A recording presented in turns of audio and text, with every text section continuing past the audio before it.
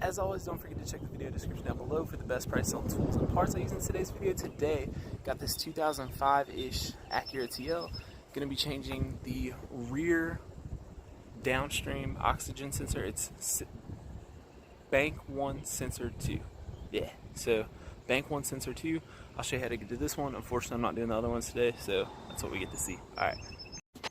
Okay guys, so always chalk your wheels. Always use a jack stand. I went ahead and jacked the car up in the middle of the car, a nice body piece. I got a jack stand up under there.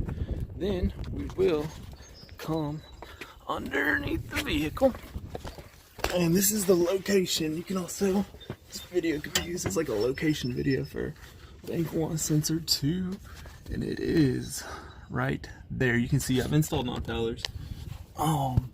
Yours probably shouldn't have non-foulers on there, but that is it. And then basically you have a connector way up here. Let's talk about that.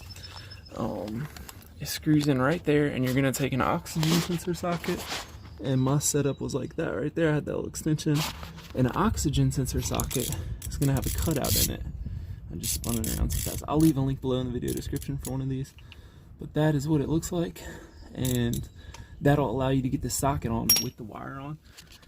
Next, your new one, if we take a look at your new one, it's gonna have, well, mine doesn't have clips. The old one, when you take it off, it's clipped into these metal brackets. You can just pull them off, they'll probably break off, and then you can zip tie them back up in there, and you can see the connectors connected all the way up there.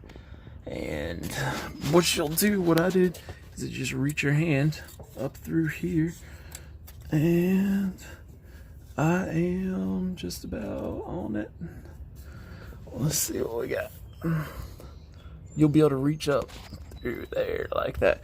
You'll follow the wire, and I think I'm touching it. There we go. And you'll be able to, like with your thumb, kind of squeeze, and then with the rest of your fingers, pull down, and you'll be able to disconnect the connector, which is, let me point at just in case you guys don't see what I'm talking about. It's that guy right there. So, and it's not too bad of a job. You just come over here, lefty loosey, take them out, get your wire out, and then put the new one in. I'll go ahead and take my new one and kind of screw them in here. And this wire likes to twist up and all that. But that is it, y'all. I will, let's see, I'll just get them started and show you. YouTube likes long videos, guys. That's why I let it run. And there you go. So it's in there.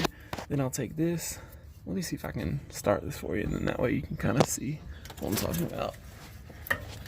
And then, oh, look at that. You can almost see through that little, you can see through that little hole right there. Let's see. Can I get it on camera? Is the question. I can't get it on camera, y'all. I swear I can see it in real life. I don't know how to make it show you. Alright, I'll show you when it's connected. And I'll show you the little hole I was able to see through. Alright, so I just barely got it connected. And let me see if I can turn this thing. I'm sorry, I know y'all are like, why do I have to just look at the bottom of the car? Blah, blah, blah.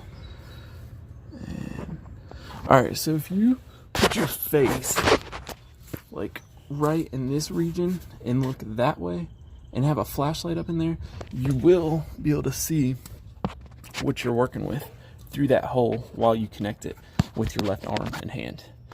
So just a little tip there. I was able to connect it while looking, and yeah, so that's it.